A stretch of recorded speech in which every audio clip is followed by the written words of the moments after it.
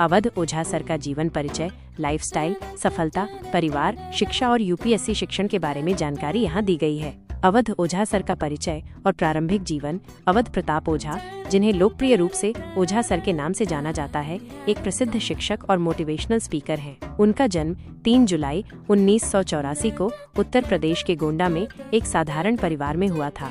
उनके पिता श्री माता प्रसाद ओझा एक पोस्ट मास्टर थे और उनकी माता एक वकील थीं। बचपन में अवध काफी शरारती थे और स्कूल से उनकी शिकायतें आती रहती थीं। उनके माता पिता उन्हें डॉक्टर बनाना चाहते थे, लेकिन अवध की रुचि यूपीएससी सिविल सेवा परीक्षा में थी।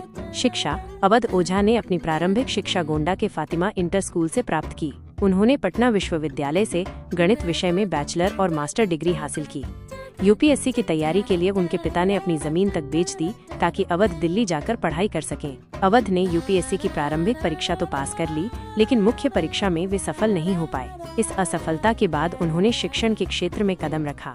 करियर और यूपीएससी शिक्षण।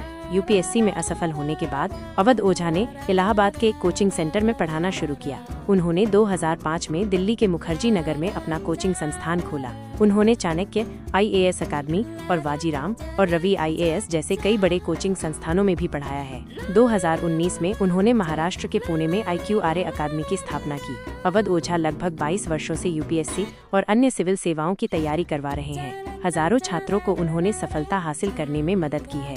उनका पढ़ाने का तरीका और मोटिवेशनल वीडियो सोशल मीडिया पर काफी लोकप्रिय हैं। वे अपने राजा आदमी बनो डायलॉग के लिए भी जाने जाते हैं।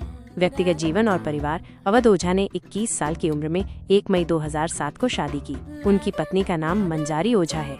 उनके 3 बेटियां हैं, जिनके नाम पिलू, बुलबुल और गुनगुन हैं। आय और संपत्ति। मीडिया रिपोर्ट्स के अनुसार अवध ओझा की अनुमानित कुल संपत्ति लगभग 11 करोड़ रुपए है। उनकी आय का मुख्य स्रोत शिक्षण है, जिसमें उनके कोचिंग संस्थान जैसे IQRA, IAS और उनके YouTube चैनल शामिल हैं। राजनीति में प्रवेश। दिसंबर 2024 में अवध ओझा ने आम आदमी पार्टी आप में शामिल होकर अपनी राजनीतिक पारी की शुरुआत की।